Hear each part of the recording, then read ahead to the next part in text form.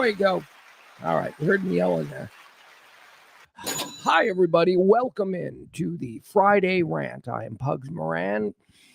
We're not live today. We're not live. This is the second rare show that we're not doing live. Yesterday, we had a day. The things we did yesterday on Thursday, the 6th of August. We'll have memories forever. Can't get into any specifics because we haven't done those things yet because I'm recording this Friday show on Thursday morning. It is very early Thursday morning. I'm not used to being up this early, but I wanted to crank these out. We got to keep the content coming. My son, my 17-year-old son, has been in town here with me, staying with me for the last couple of months plus. It's been a great summer. We've had a great summer, but it's time for him to go back to school, heading back to North Texas, where he will be entering his senior year of high school. So we didn't really do a lot this summer, as I've been telling you. Yeah, times are tight. It's a difficult economy. Summer fun is expensive. There's lots of shit you don't expect to pay for, like a $15 water on the lakefront, because you're just walking. You're like, we're not going to spend any money. We're just going to walk and enjoy. And then you're thirsty and you're like, I need some water. And the water fountains don't work. So you got to buy a $15 bottle, like a 12 ounce. Anyway, that's America. It's where we live. Everything's done for a profit. Ain't nothing done for the betterment of the greater society. No, because thinking like that is communist.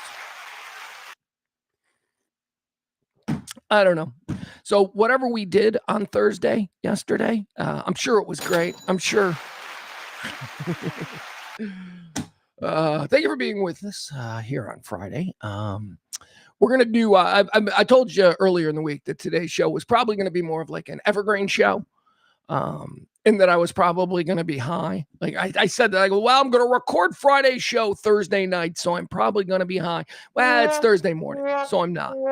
I'm high on caffeine, I suppose. That's the only drug I have coursing through my veins right now. We got a lot of stuff we're going to get into today. We're going to talk about topics that are around this week. These are not evergreen topics in the sense that you could do them anytime, no matter what. I mean, there are a couple of ones here that we'll have some fun with, but most of these are stories that are happening this week. So I am trying to stay at least a little bit topical.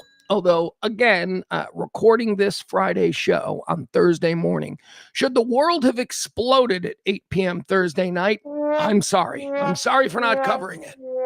Sorry for not having it. We'll cover it on Monday. We'll be back to live shows on Monday. I promise you that. So like, follow, subscribe, Pugs Moran everywhere you find it, and Radio Misfits everywhere you find it. Let's see here. Tip the show. That's right. We are in a pledge week. The reason we're doing all of these shows is because we have to keep continuing to churn out the content on the off chance that someone might want to support this kind of talk radio. Kind of talk radio that you don't get anywhere else. Just a guy not influenced by anything. A guy who doesn't have to answer to a boss, who has to answer to a boss who takes PAC money from Israel. It's kind of talk you're doing here. We're doing talk that doesn't... Look, the conversations that we have here as far as... they're just topics that I'm interested in. And I hope that through discussing these topics, these things, that we can find some kind of moral middle ground, right? That's my only governor. My only governor when I discuss these topics and when we mix it up with the chat room is this good or bad, right? That's it. That's kind of how I live my life. Is this good or bad? So we're going to get into some of these good or bad kind of conundrums today. Support that. We don't do political talk. I mean, we do delve into political waters because, quite frankly, everything in America in 2026 is political somehow, and I hate that. Keep your politics to yourself. There's a reason that we pull that screen or that little curtain when we go in to vote. Actually, that's something I've been saying for years.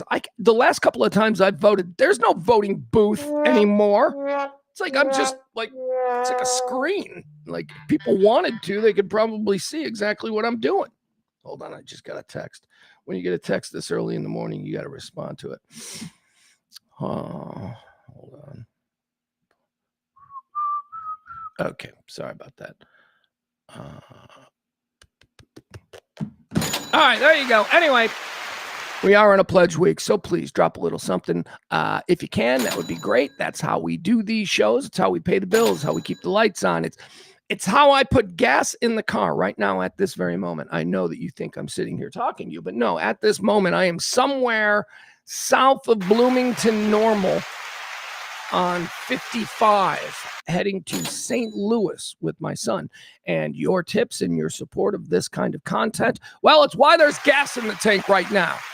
So thank you and help us out. Our August heroes so far, these are the people who have dug deep into their pockets and helped the show out. We've got, of course, Leslie C. She was first through the door. Leslie C., first person to support us in August. Thank you so much. You're the queen of August, Leslie. Then Peter. Peter dropped a bomb. Peter dropped a bomb on me when I was downtown running around with my kid, and it was a day changer. So thank you, Peter. You're the best. Barney's getting involved. Barney dropped a little something. So thank you, Barney. Appreciate you. All right, one more time, if you want to help support the show, you can do that at any time by simply visiting our Venmo or our PayPal, not PayPal, Venmo or Cash App. We used to do PayPal. PayPal's problematic for me. They give me trouble. So Cash App or Venmo. If you want to support this kind of talk radio, the kind of talk radio that doesn't take marching orders from anybody, not a corporate overlord, not a program director who doesn't know what he's talking about because he's never been able to have a successful show of his own. That's why he's a program director. So help us out. All right. Let's see. What do I need to get into here in the beginning of the show? Anything really? No. But I will tell you some of the topics we're going to get into. We're going to talk about a Florida law. I want to get into this. This is one of these culture war things. And again, as I said earlier, I'm not guided by right wing or left wing. I'm guided by common sense. And is that right or wrong? Because, see, I was raised by good people. I was raised by good people who made it absolutely clear to me the difference between right and wrong. And by the way, let me add this, because this is something that we hear a lot, especially from the MAGA suits, the guys in suits when they go on TV and they try to defend bullshit. Just because something is legal doesn't mean it's right, okay? Like, you will accuse people now. I've seen this many times, and this burns my ass. You accuse someone of something, and they say, well, it's not illegal. Not everything immoral is illegal. That we are talking about the moral foundation of us as a people. All right, it's enough on that. But you get it. So everything that isn't illegal isn't okay. Something isn't perfectly fine simply because it's legal. And we hear this argument all the time. The laws of morality are different than the laws of man, okay? Whatever the hell that means. So we're going to talk about a new Florida law. This one kills me. A new Florida law. It went into effect on August 1st. It officially bans children from drag queen shows. Yeah, we're going to get into that old culture war hot topic, drag queen shows, simply because a new law went into effect in Florida. And we're going to get into that a little bit. Not so much the nuts and the bolts of the legislation itself, but just why? What? Seriously?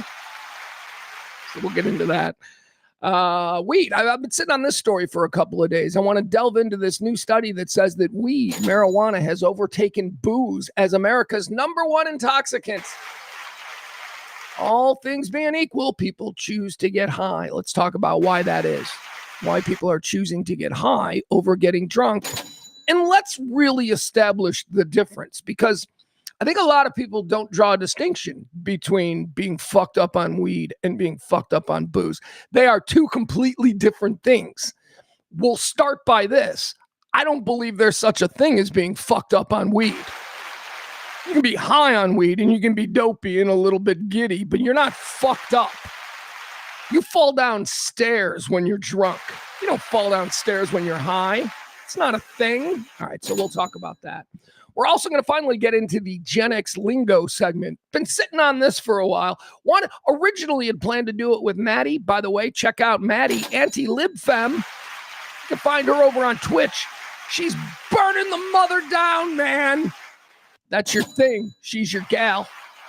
I can't wait to start when my kid leaves. I'll be able to start. I'm going to jump on with her. We're going to mix it up. Oh, I'm going to make Twitch people mad by just being a normal person. Yeah. Anyway, I love her. She's very smart, very fun, very driven. She's going to have success. Follow her and check her out. Anti-libfem over there on Twitch. Let's see. And again, I apologize to her. Didn't have her on this week. Tonight was so fucked up. So we'll just have her on every day next week. That's what we'll do, if she's so inclined. By the way, I need to stop presenting it like that. It's not like, oh, hey, Maddie, I'm doing you a favor. Come on. It's like she's doing me a favor. It's like she's the one that's being available. So check her out and find the anti-libfem page over there on Twitch. What else are we going to get into today? The Gen X lingo. That's right. I wanted to do that with Maddie, but we're going to do it ourselves today. We're also going to cover a bunch of 70s music icons that are making the news this week. And it's troubling. It's very troubling. 3 major chunks from my childhood have all canceled shows in the last week. And that ain't good. That ain't good. I'll tell you who they are. I'll tell you that. They're big. They're big ones. Barry freaking Manilow is one of them. He's not even the biggest one. So yeah, we'll get into that. 70s music icons are canceling shows. All of them for various health reasons. Let's do a health watch for some of our pop culture icons from the 1970s.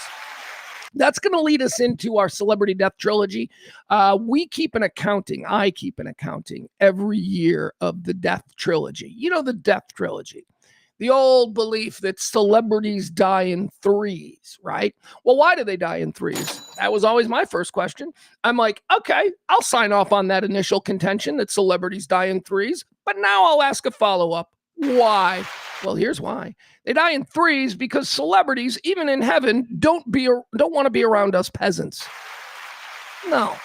You know, you're always like, oh, Grandpa Jack is up in heaven stringing his guitar with Hank Williams right now. No, he's not. Grandpa Jack don't know Hank Williams in prison, in heaven. Well, maybe in prison.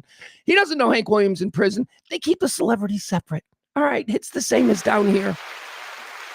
So to do that, in heaven, they've created an entire territory. It started out as a subdivision. Actually, it started out as a country club. But now it's an entire territory because a lot of celebrities have died over the times. And these celebrities live in what is essentially a golf community. It's a golf course, and they have 3-bedroom condos. And the celebrities must all live together for eternity. So once 3 celebrities die, well, that's why they die in 3s. They die in 3 so you can fill a new condo. All right, so we're going to go through that. We're going to get y'all caught up. We had a big one. Not a big one. We had a big one for me. We had a big one for me and my boy. So we're going to have to do an accounting of that. All right. Update of the celebrity death trilogy for 2026. I think we're on the 26th trilogy, maybe the 27th trilogy of the year. All right, that's coming up. Also, I'm going to do a segment today, a new segment. Are you ready? This is a new segment. I've never done this before. This is a new segment called Atom Bombs. That's right. They are atom bombs. It is a segment specifically designed to trigger Adam Reyna, who is in the chat room. Every day I'm going to do something, and I'm going to try and trigger him, and it's easy to trigger him because he's very triggered, very sensitive. Yesterday, I was going to do a segment about, I had a conversation with somebody last weekend, and they said something that I jokingly referred to as racist, and then that started a conversation between the two of us about, is it really racist? And so anyway, I wanted to do a segment called, Is It Racist? But Adam, who thinks he's a racist. Adam thinks Adam doesn't like white people. I don't want to call Adam a racist because I like Adam, but he thinks white people are evil, and I don't know how else to describe that other than if I said I think black people are evil, that'd make me a racist, right? So anyway, I'm going to use Adam as sort of the barometer for this new segment, the Atom Bomb segment. We'll see if it sets him off. Now, Adam, your job is to sit in the chat room. I don't know if you'll be able to do this today because it's going to be a recording, but your job is to react in the chat room. Did we set you off or not? He's never going to be honest about it. He's always going to be seething inside, but then, he's going to be in the chat room like, no, this is fine. I totally get this. Meanwhile, seething. All right, new segment. Atom bombs coming up. Oh, look at what I did. I do this every day because of my big, stupid, fat fingers. All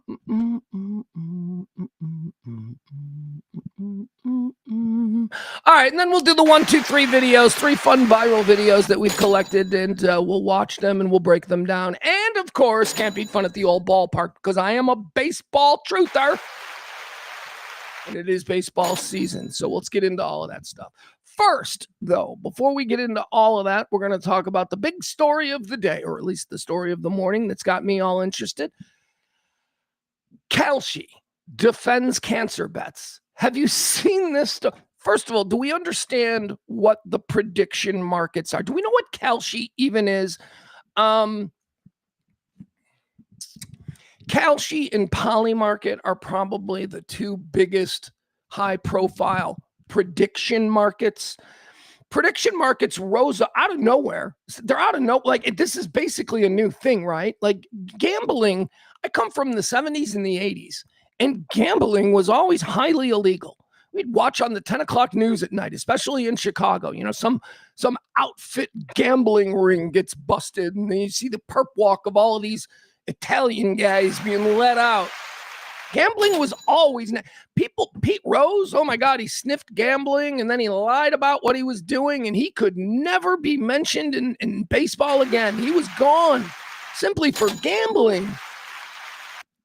Now in 2026, gambling has been completely mainstreamed. Gambling is, aside from the most backward states, gambling is legal everywhere now because freedom. Because people who are granted freedom should be also allowed to make really bad choices. The freedom to make bad choices and become a degenerate gambler is as American as baseball, hot dogs, and apple freaking pie. But we can't do that in Texas, can we? No. They've got my son's like, no, you can gamble. It's like, yeah. You're right, Texas. They're giving you training wheels. They're giving you training wheels gambling. Enjoy. I'm telling you, it's part of my whole thing. There's Texas, man. The good people of Texas, my friends down there, at least the more in tune ones, they know that they are being denied freedoms that other American citizens have. Weed, gambling. Okay, maybe that's it. Abortions. Like if you're a woman, Anyway. But keep talking about how Texas is all about freedom. All right, so the prediction markets, these are places that you can go and you can bet on, non-sports things. Traditionally, when you bet on something, it's a sports event. It's like, I will take the Redskins to beat the Steelers, and this is the amount of points that I think. That's traditional gambling. This is, betting on. It is almost like a combination of what we understand to be sports betting and what we understand to be futures and commodities markets. Whoa, did you hear that? That was some gas. That was too much coffee. Here. So you can bet on things like, well, here, let me give you the history and the time. First of all, let's talk about what these prediction markets are. Maybe that'll give you, because I'm not really all that up on it. I'm fascinated by them. I am fascinated by how suddenly in 2026 they're a thing. I can not only bet on who's going to win the World Series, but I can bet on who's going to win an Oscar, who's going to win an Emmy, who's the next to be fired in the Trump cabinet. Those are the kinds of things that you're allowed to bet on in these prediction markets. The rise of prediction markets like Polymarket and Kalshi have triggered intense ethical debates. Critics argue that turning real-world tragedies into financial instruments creates perverse incentives and commodifies human suffering. And that's kind of the basis for what this story is about. The headline there, you see it. It's pretty upsetting headline, isn't it? Like, Kalshi defends cancer bets. Well, what could that mean? When I read the headline, the first thing I thought was, am I going to go on Kalshi and it's going to be like, Bob Jones given 6 months to live. Do you think he'll outkick his coverage? Like, I thought, is that it? Are we betting on individuals, and are we betting on actual people? Like, if a celebrity suddenly gets cancer, can we like bet on whether they got more than 6 months to live or not? Is that what it is? Because if that's what it is, that is wrong. Remember when I told you about the difference between things that are wrong and yet still legal? A thing doesn't have to be, just because something is legal doesn't make it right. This loophole argument, this lawyerly argument that we hear a lot from modern or current Washington officials. Well, it's not illegal, so it's perfectly fine. This might be legal. Betting on cancer. I think this person's going to die, like rooting for someone's demise. That may be legal, but it isn't moral. And that is the question about this story. Kalshi defends cancer bids. Now, it's not what I described. It's not betting on Bob Jones and whether or not he will outkick his coverage. It's more about betting on trials, clinical trials and tests and all of that stuff.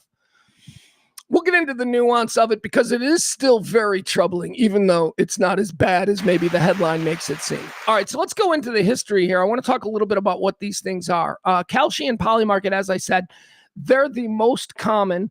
Here's the most notorious and controversial and ethically dubious bets that have so far been publicly traded. Geopolitical assassinations and death pools are things that you can find on these Kalshi and Poly markets. It says here, the first one, the Ayatollah Khomeini ouster contract. So just like in futures or commodities, you could buy a future contract on something. You put money down, and if it pays off the way you... I don't have time to explain how the Board of Trade works or commodities, but you get it. It's a little different than the stock exchange. I had to explain this to my son the other day.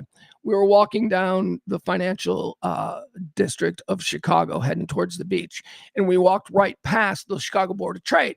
And there's a lot of hustle and bustle, and there's all this stuff. And he's like, "Is this like Wall Street?" And I go, kind of. Except here's how I described it to my son. I said, Wall Street is about companies. It's about if you got a company or a product and you make a company, you can invest in that company, and that's what Wall Street is. Commodities and futures is about betting today on the price of grain tomorrow. Betting today on hog futures. How much will hog sales be to global markets in the next year? That's a little different, but it's almost the same kind of thing. So geopolitical assassinations and death pools are some of the more controversial things that you can do on these prediction markets. The Ayatollah Khomeini ouster contract was offered in early 2026. Both Kalshi and Polymarket hosted massive contracts regarding when Iran's supreme leader, the Ayatollah Khomeini, would leave office. So there was a problem with this, though. They offered a contract on when Khomeini would leave office, right? Except he was assassinated in the American attack on February the 28th, so he was killed. These markets didn't pay off. People who had the correct when he was going to leave office were not paid off because the understanding, I guess, was that he would leave office of his own accord or through overthrow, but not necessarily because a bomb was dropped on him. It says here, when Khomeini was subsequently assassinated by Israeli forces, a single anonymous Polymarket user netted $550,000 profit. Okay, so that's not what I just said. What I just said was that there were problems with people who, well, maybe one guy got, I don't know, maybe they paid off one guy on this one. The death bet lawsuit. Kalshi faced a class action lawsuit over its own Khomeini contract. Oh, this is the one that I was talking about. The platform refused to pay out users who bet yes on his ouster because the removal was caused by death. Financial reform groups slammed these contracts as explicit, thinly veiled proxies for assassination markets. Okay, so is it okay for us to create a platform now? Let's just call it the assassination market platform. Is it okay for us to create a market where we will have names of high-profile public officials, and then you're able to bet on whether or not somebody's going to assassinate them? I don't know if that's illegal, but I know without question that that is very wrong, that is something that we should not be doing. Well, why, Pugs? It's legal. See, that's the difference between it. Look, I can't explain this to you. You either understand what I'm saying as to why that's wrong or you don't. And I'm not the person to fix you. It's not legal. It's not illegal. We should be able to do it. We can totally do it. It's legal. No, you can get away with it because it's legal, but you shouldn't do it. There's a distinction there, and you're not making it because you are a piece of garbage. Downed U.S. airman wagers. Here are some other controversial bets from the past. Downed U.S. airman wagers. In April of 2026, Polymarket faced massive public backlash for allowing users to wager on the literal fate of 2 U.S. airmen whose fighter jet was shot down on Iran. Totally legal. It's totally legal to do. Should you do it? No, of course not. You're a monster. You're a greed monster. This is what the endless and the relentless pursuit of personal wealth gets us. Compromised morals. My God, I swear to God, I think I got a whole rant on this about how I think we're writing that ship, that I think that maybe kids who were born in 2000 and after are just more morally sound than people who were born far more morally sound than boomers and Gen X and millennials. We are immoral people. But just in spending time around my 17-year-old son and knowing his friends to the extent that I do, I've said this before, they're better people than we are. They are better people. For whatever it is that you want to say about them going through left-leaning schools, they are better human beings. They seem to care more about others than we ever did. So whatever that's worth, these Kalshi prediction markets with these super dark sort of bets that you can make, these futures, these contracts that you can get involved in, they seem to be explicitly designed for people who come from a more bankrupt time morally. Boomers, millennials, and Gen Xers probably love this shit. Let's see some of these more upsetting bets that have been allowed to go through because they're legal. Climate devastation. Let's see. Traders regularly use Polymarket to place financial bets on raging wildfires, major hurricanes, and climate disasters. While some behavioral scientists argue these market force climate deniers, I'm having trouble reading. While some behavioral scientists argue these markets force climate deniers, okay, I got it. While some behavioral scientists argue these markets force climate deniers to confront reality with their own capital, critics point out the deep moral depravity of financially cheering for a disaster that destroys communities. See?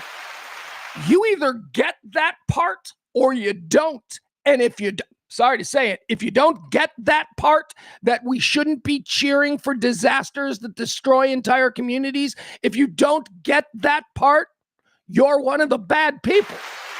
You are. Doesn't mean you're always going to be one of the bad people. It just means that you need to take a couple days off, sit in a dark room, and think about what a piece of shit you've become. Fix yourself. Here's the recent one. This is what's happening today. Commercializing the success of cancer patients' battles. Ah, yeah. Rooting for grandma. Clinical trial betting, Kalshi has sparked intense scientific backlash by introducing contracts that allow users to bet on whether clinical trials for life-saving cancer drugs would succeed or fail. Medical researchers are warning that this was a morally bankrupt concept from the beginning. Yes, Yes, I don't have to hear anybody else say that. I can just, the headline made me go, we got to talk about this because this is something that monster people do. The medical research warned this was a morally bankrupt concept from the start. They highlighted the terrifying risk that desperately ill patients enrolled in trials that they might drop out entirely if a crowdsourced betting market suddenly started wagering against the drug's success. So that brings us to the story today. This is the story that's going around that we're going to talk about because Kalshi themselves are now talking about these cancer bets and they're making their own argument. And let's see what they're having to say. Prediction markets like Kalshi and Polymarket have long garnered a reputation for allowing users to make all kinds of ethically dubious bets, from the outcomes of deadly conflicts to raging wildfires and the extent of their destruction. The New York Times is reporting that Kalshi will now even allow users to bet on whether clinical trials for potentially life-saving drugs will succeed. First of all, can I just tell you here, I'm reading this from Futurism. That's at the computer magazine, whatever it is, magazine. People don't say computer and people don't say magazine anymore. So this is from Futurism, but they are using as the basis for this article a New York Times article on Kalshi's decision to allow these bets on clinical cancer trials. The headline from Futurism, and I told you yesterday, whenever you get pissed that a headline doesn't match the actual content in the story, don't get mad at the person who wrote the story. They didn't write the headline. They write the story, they turn it in, and then some monster person, they get the story and go, here's the headline, and it almost never matches. For instance, the headline here on the story is Kalshi defends plan to bet on lives of cancer patients. Right? And that makes it sound pretty clearly that it's a very personal bet, that you're putting a bet down on a singular individual and whether or not they are going to defeat cancer. Kalshi defends plan to bet on lives of cancer patients. That's not at all what the story is. Kalshi defends plans to bet on cancer trials. That's the actual headline, but that doesn't sell. You're not going to click on that. So here's the story. Prediction markets Kalshi and Polymarket have long garnered a reputation. Hold on, sorry.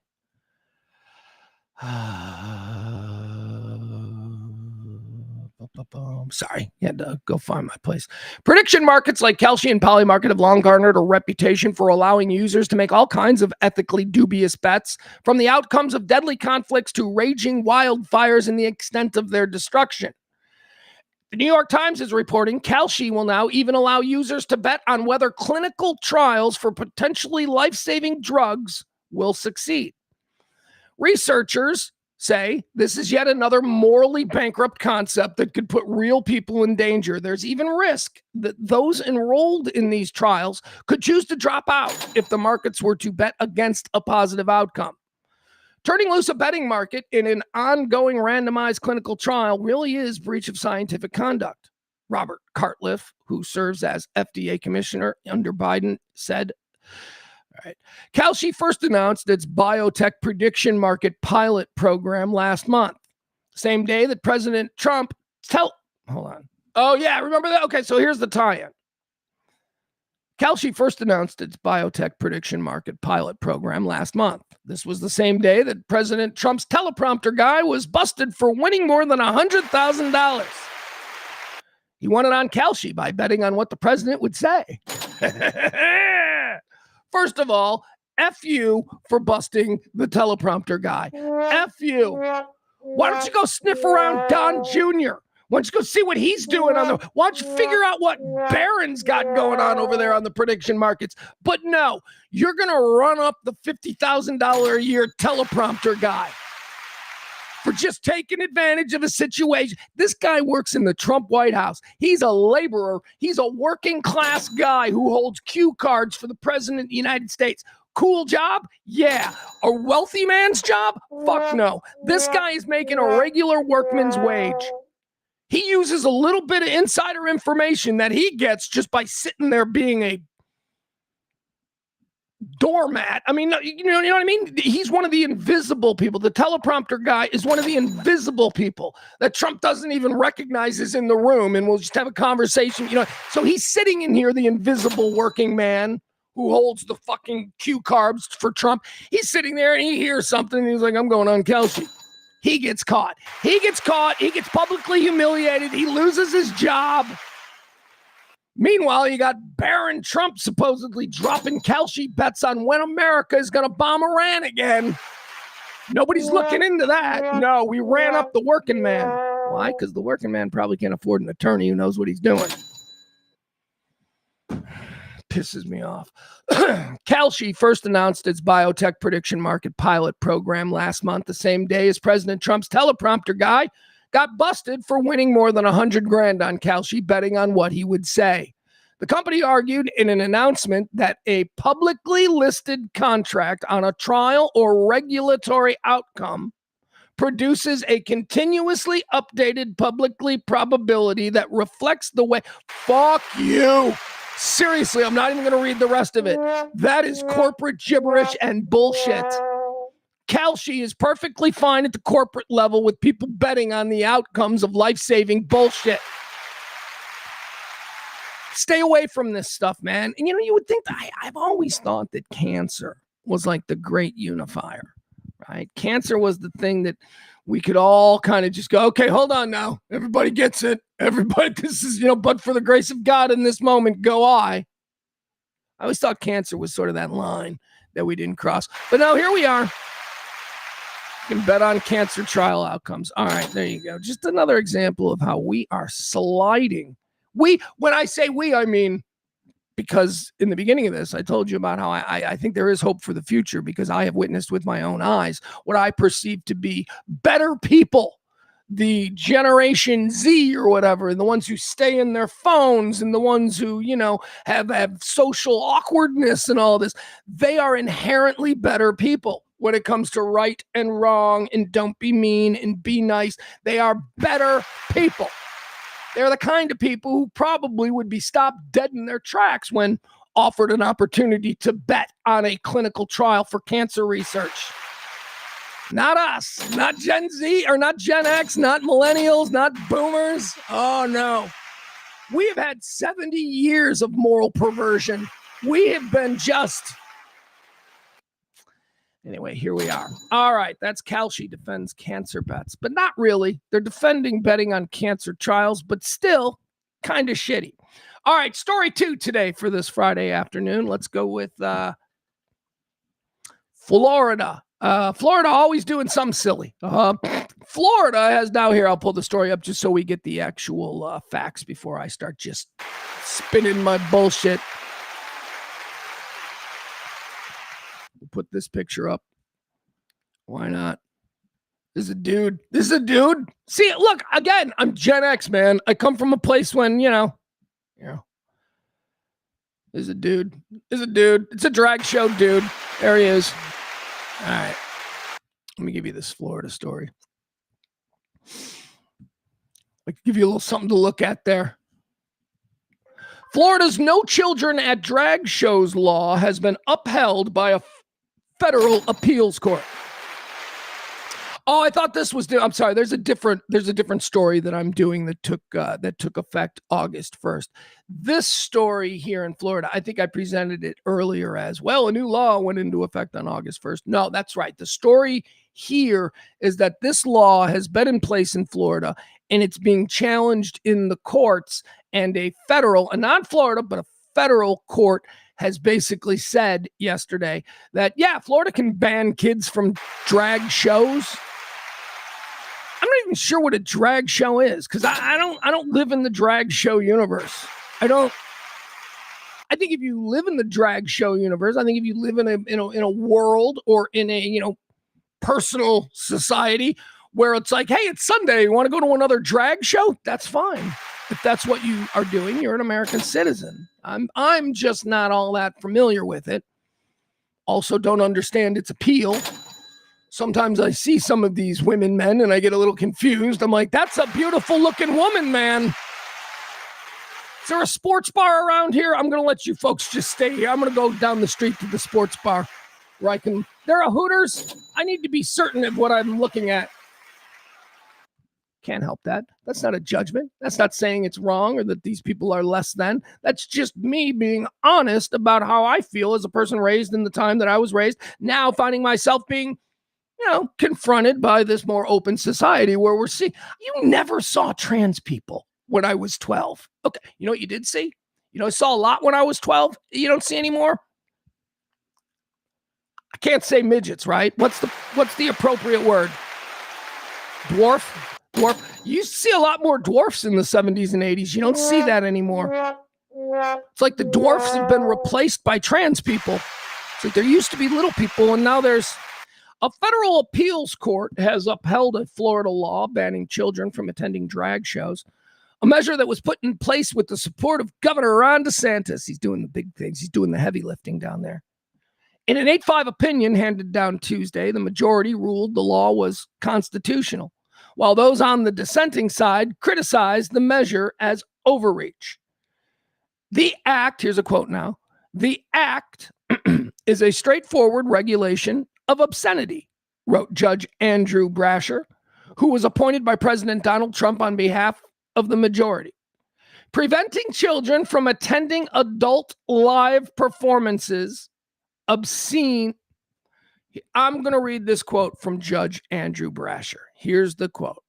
Quote, preventing children from attending adult live performances obscene for them is rationally related to Florida's interest in safeguarding the well-being of minors. I guess I don't understand a little. What does preventing children from attending adult live performances obscene for them is that's not it's not a sentence is what I'm saying. I don't think what is he trying to say there? Judge Andrew Brasher wrote, preventing children from attending adult live performances obscene for them is rationally related to Florida's interest in safeguarding the well-being of minors. And I'm getting tripped up because that seems to be the most important part of his statement. His belief, I think, from reading this, that simply drag, is obscene, which I think that's what really needs to be argued.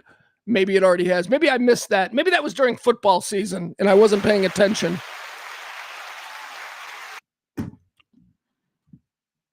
I don't believe drag is obscene. I don't know how a drag show is obscene. Do they whip their dicks out or something? Granted, I've never been to a drag show. It's just a person. Our drag shows are just dudes who dress like chicks, right? And they put on shows, but it's like they dress like famous chicks. Like there's Barbara Streisands, there's Chers, right? That kind of thing. How is that obscene? It's kind of silly, and I guess it's only obscene if you are not reacting to the actual performance that goes on at a drag show, but it's obscene to you if the entire idea of a man dressing like a woman is somehow, violating God's law or whatever it is, right? So I'm just trying to figure out where the obscenity part of this comes from. Before we even get into the kid stuff, right? I mean, we're just talking about adults. I don't think this is obscene for adults. It's obscene for kids. How is it different than clowning? I mean, is it the clothing? Is it because, sometimes it's kind of sexy clothing, but is it any worse? Dude, I was downtown with my kid, my 17-year-old kid, downtown Chicago. We went on the beach. We went on the bike trails. We went on the lakefront trails. We went to the museum campus. You should see the women. You should see how women just walk around in 2026. And I mean Gen Z girls, young girls walking around. They look like prostitutes. I mean, their clothing is of that kind of style. Like, you're watching a Starsky and Hutch episode from 1977, and they're, rounded up prostitutes. That's how these girls, hot pants, yoga pants with yoga tops, just exposing everything. very sexualized. So I guess it becomes obscene, because that's not obscene. Like, nobody's running around saying, hey, we got to stop 19-year-old girls from wearing tube tops in public. That's not obscene. It becomes obscene when a man does it. Yeah, see, I'm just a little bit confused about this. My whole vibe on the drag scene and all that stuff is that it's a subculture. It's not something that is pervasive in mainstream American society. It's just something that happens in the gay neighborhoods. Yeah, every big city's got, like, here in Chicago, we've got Boys Town. In Dallas, we've got the Gayborhood, as Sybil called it. I just always thought that was funny. A lot of people have called it that since, but she was the first person I ever heard refer to something as the Gayborhood. Got the Gayborhood there.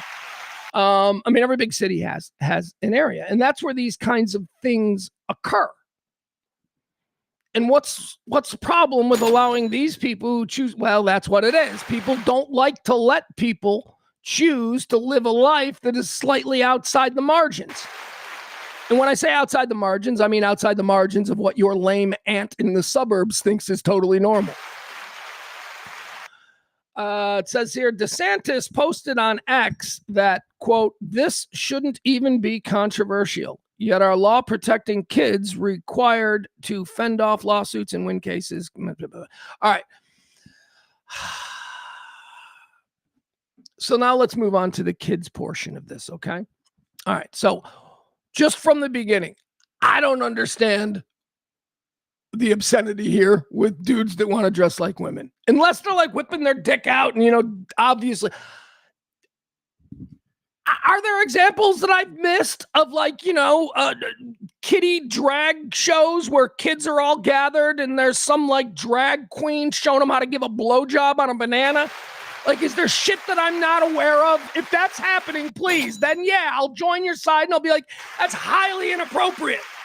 But if it's just a bunch of dudes dressed like women pretending to be Barbara Streisand at 11 o'clock on a Sunday, what the fuck are we doing? This is a distraction story. This is designed for the stupid people of Florida. And also, not for nothing, are there any kids that, like, I'm trying to think, like, if I was like 10 and my mom was like, oh, it's Sunday, let's go to the drag show, I think I'd want to go the first time, like, not knowing what it is, because it's just something to do when you're 10, right? You're 10, you're like, I want to go do something. But I don't think it's something I'd want to go to every week, right? When I was 10 years, and if it is something, well, then you found something out about little Tommy. Little Tommy's just crazy about the makeup the Cher girl puts on. That is, you've learned something, and that's fine. I just don't think we need a law here. And what I don't understand is the basis for the law is that drag is some form of obscenity that needs to be kept away from children. That is where I sort of dissent from this whole thing. You're going to have to explain to me exactly why a man dressing in a woman is deemed obscenity to the extent that a state must make a law. But that's the kind of stuff that Florida does. Let's talk about intoxicants. What do you say? Weed has overtaken booze as America's number one choice for taking the edge off, which is good because we demonized booze. Weed was completely demonized. Like, weed was illegal. You can't have weed. Weed is illegal. Everybody, for years programmed, a pothead, you take a hit off a spliff and you'll think you can fly. Remember that? I was told that once in like 7th grade. People who smoke marijuana, they climb up on rooftops and they think they can fly. So don't smoke. Why were we lied to? So why was, I don't know, whatever. That's programming though, guys. I always talk about programming. That was programming. For the first time ever, more Americans now use weed every day than drink or smoke cigarettes. The smoking cigarettes thing I get. You never see anybody smoking cigarettes anymore. It's to the extent where when you do see somebody out smoking a cigarette, you notice it. Like I do, at least. It's in the beginning, in my life on this planet, in the beginning, Everybody smoked everywhere all the time. Didn't matter inside, outside. Didn't matter if the doors were closed and the windows were shut. People just chain smoked everywhere, and everyone smoked.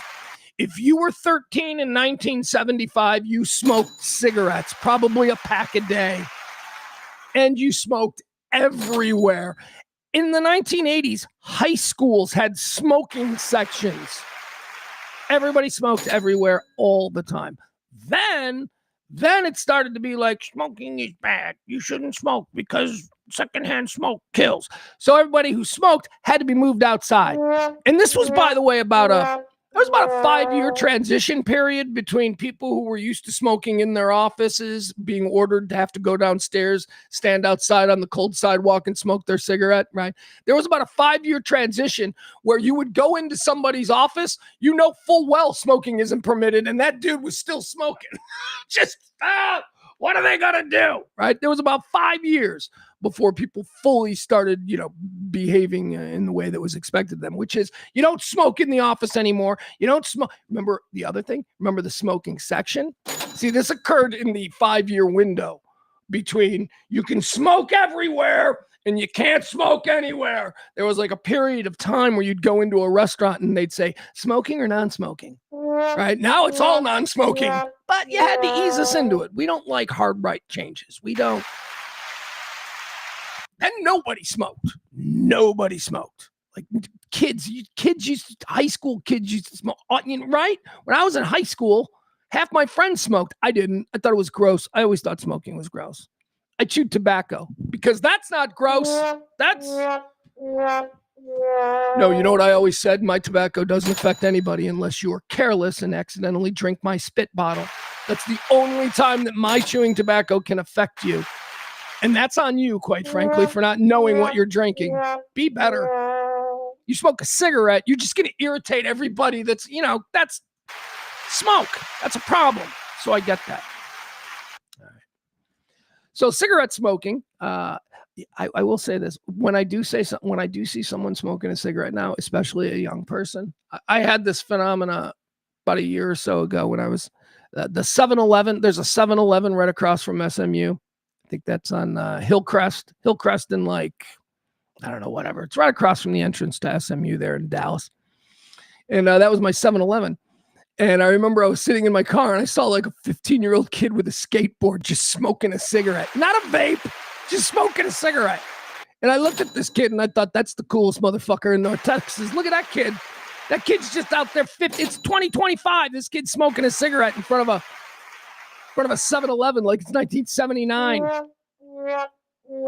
Anyway, you don't see that much, and when you do, you notice it. More Americans are now using weed every day other than drinking and smoking cigarettes. Americans, it says here, are hitting record highs. I get it. For the first time, more Americans now use marijuana on a daily or near daily basis than alcohol or tobacco. Approximately 21.4 million Americans aged 12 or over. That's upsetting. Why'd you have to start so low? Could you just go 18 and over? Why do we start with 12?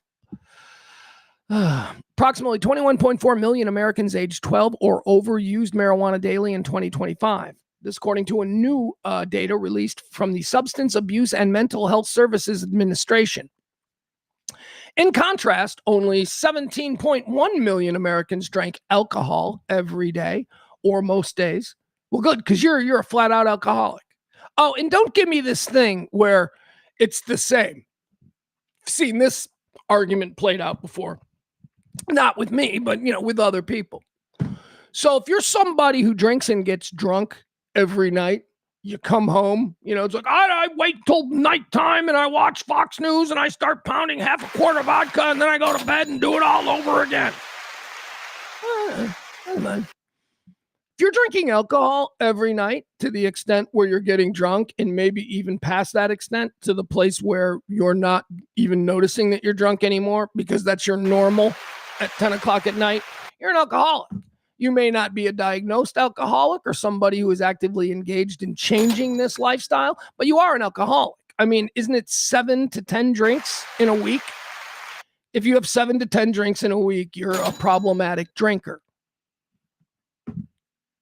Those are just facts. I don't know. I'm just saying. That's not the same thing, though, as somebody who takes 2 or 3 hits off a bowl every night. And here's why. The effects of being intoxicated by alcohol are completely different, and anyone who's done both knows, are completely different than the effects of being intoxicated through weed.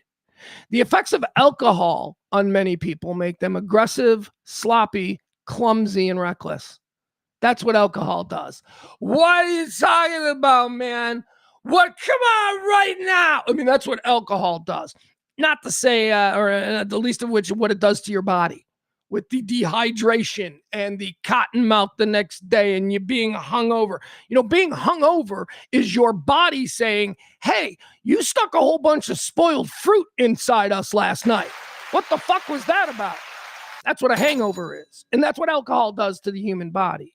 Conversely, someone who's high doesn't experience any of those effects. And I don't give a shit what you think about the age-old stereotype of what a stoner is, you know, Cheech and Chong or Jeff Spicoli. You're wrong. Somebody who is high can be extremely highly functioning. Somebody who is high, put them in front of a computer and give them a task, they will do that fucking task. That's not the same thing as alcohol. Alcohol, all your skills are diminished. You can't stay focused. You're triggered easily. You're very emotionally ramped up. What'd you say, motherfucker? Right? That's being drunk. It's a very different intoxication than being high. Being high is more, yeah, I'll watch another episode of The Sopranos. Go ahead, cue it up. Get something to eat. We ain't more of them chips. Those are good. Those are the differences. Those are the differences. And one was wholly accepted, championed, and glorified in our society, and the other one was demonized. And now we exist in a time where enough people have gone, hey, that's kind of nonsense. I would much rather get high every night after a hard day's work than sit around drinking alcohol that wrecks my liver and dries out my cells. And a couple of puffs, and I sleep the sleep of the angels, baby. That's why more people are getting high, because everybody needs something to take the edge off. People drink, people go on pharmaceuticals. You know, the people who see both of these illicit substances as being, you know, negatives for their lifestyle, they will happily go to a doctor and take, you know, Valium or Prozac or Wellbutrin, whatever it is. The intoxications, the highs provided by all of these different substances are very different. And again, we're addressing the idea of why, for the first time ever, more people, especially young people, it's young people, why young people are choosing marijuana over booze. And I'm not surprised by it. I'm surprised it took this long to sort of get to a place where people were openly talking about, hey, wait a second, they're not the same thing. I don't think that you should drive when you're high, right? Like I'd never, like if you're too high to drive, like don't drive while you're high, simply because when you're high, your brain tends to drift off. Like you think of other things. And if you get bored while driving, you know, that could lead to a problem. But drunk driving, we know what that is. We know drunk drive. We know that you get drunk, you get behind the wheel of the car, and you are just a fucking monster from the beginning. You pull out, you forget to put your lights on, you're in the wrong lane, you're swerving back and forth. That is not what someone who's high driving does. That's not it. Someone who's high driving might, you know, rear end you because at the stoplight, they accidentally rolled into you. But aggressiveness and all that stuff, those are different sort of components of two completely separate highs. Booze is going to make you aggressive. Booze is going to make you feel like shit in the morning. Booze is, you know, it doesn't taste good. Again, I'm going to go back to what booze is. Booze is spoiled fruit, where our body is rejecting the spoiled fruit. That is what a hangover is. Marijuana isn't that. It's almost like the body's like, yeah, this is a naturally occurring substance, and we are totally good with this. Sit out on the couch, grab yourself a bowl of ice cream, and put on your favorite series, because that's what you're going to do while high. 17.2 million Americans drank alcohol every day last year, whereas 21.5 million Americans got high last year. That's the basis for this story. I'm just simply trying to explain why it is. And it's because young people, and when I say young people, I mean anybody under 40, young people are now in a place where they haven't been programmed to think that marijuana is something that's going to make you'll take 2 puffs and jump off a roof, right? That was my generation. I never smoked weed in high school, never did any of that until college. And then I'll never forget, like the first time I got high, I went, wait, this is it? This is it. This is what people are in jail for. This is what I'm feeling right now. So, kind of a head turner for me. Let me see here. It says figures over time in this study, tobacco and alcohol use has been plummeting, down 28% and 24% since 2021. Daily pot use, including smoking and edibles, surged 21%. That's the other aspect here. People who are getting high, they're not just simply smoking in the old traditional way. No, they're eating edibles. They're eating a chocolate bar while they're watching TV. And then falling straight asleep. That's the illicit, degenerate behavior that comes from someone who is smoking weed. Edibles, liquid drinks, all of these. I'll tell you, I do not like edibles. My preference is smoking it or vaping it. I don't like it in food form. I don't like it in drink form. I don't like the high. I don't like it's too. And every time I've had an edible, it has made me feel like suddenly there's an anchor around my neck. And anywhere I go, I'm like, okay. It just makes me ironically, makes me too low. Getting too high on edibles make me feel too low.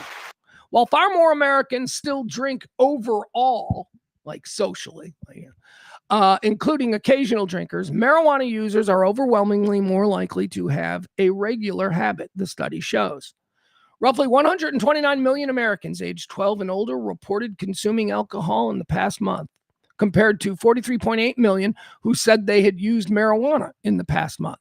But only 13% of monthly alcohol consumers drank daily, compared to between 40 and 50% of monthly cannabis users who admit using the drug daily. Yes, I'm here to tell you marijuana is a daily drug. It is something that you use every day, just like the thing that you take to go to sleep, or the thing you have to take in the morning for your blood pressure, or the thing that you take from your doctor in the middle of the day when the people you work with are getting on your nerves.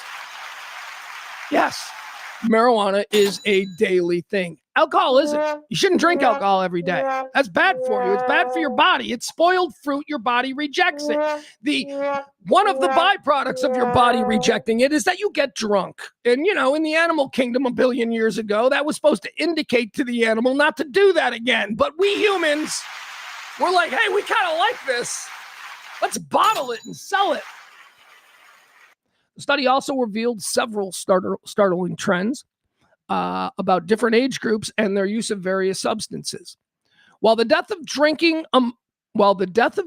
among Gen Z and younger millennials has been widely reported, this doesn't mean that they are turning to marijuana instead. Among 18 to 25-year-olds, this is an important group. Among 18 to 25-year-olds, roughly 10 to 12% reported daily or near daily marijuana use, while only 3.5% drank and 9.6% smoked cigarettes daily or near daily.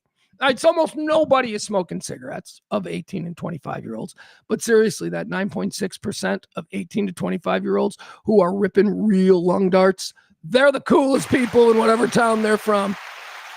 I used to think smokers were disgusting, but now it's so rare when I see one, I'm like, respect, bro. No, you stink. I don't want to be near you, but respect. This is a brand that I can respect. Millions of Americans in their 30s, 40s, and 50s are now using cannabis daily or near daily, this study has found. Yeah, because it's a better high. It is a better thing to kind of relieve the stresses of the day than sitting there drinking booze and all the shit that goes wrong with drinking booze. I hate hangovers. I used to drink a lot. Like, I'm from that. I was never an alcoholic, but I was from that era of, you drink hard, party hard, man. That whole thing. You keg stands, that whole stupid thing. I hated it. I mean, I was good at it. I was good at it. I was life of the party. But I hated the drunk culture. I love bars. This is one of the things that I really sort of am sad about. Do you guys go to bars anymore? Every bar that I go to is either empty or filled with people over 60. That's it. Bars like go to, we used to do trivia. We used to do trivia at Bottle Rockets up there in Legacy Village. Bottle Rockets in Legacy Village there in North Texas is one of the nicest bars I have ever seen. Brian Harder, Jerry Elliott, all the people there at Harder Concepts who build those bars, they are apex level. They are top tier bar owners. They know what they're doing. They put together a beautiful bar. Nobody goes. Absolutely nobody goes to these beautiful bars anymore. I've got many friends who are in the bar business, and they're all like, yeah, we have to completely start remarketing from college and young 20s and pick up singles type thing here at bars. That's how bar managers used to look at it. All right, we need to get people in their 20s in here. We need to be a place where there are hot chicks, where guys will come. We need to play music that appeals to them. We need to have drink specials and stuff that appeal to them. Not anymore, because bar culture does not appeal to them. Bar culture still appeals to anybody, I would say, over 40, maybe. If you're over 40, I think 40 and up.